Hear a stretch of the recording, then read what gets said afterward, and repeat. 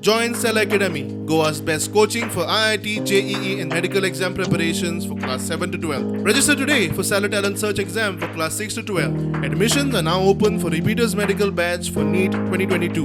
Court का stay उठने के बाद यहाँ पे फिर पुणे कंपनी को रीटेंडर हो गया।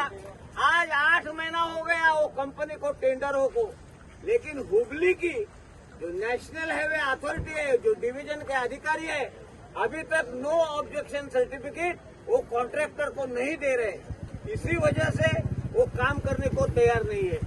इसीलिए हम ऐसी स्थिति में आज माननीय प्रधानमंत्री जी, गडकरी जी और बोम्माई जी, ये आपका दायित्व बनता है।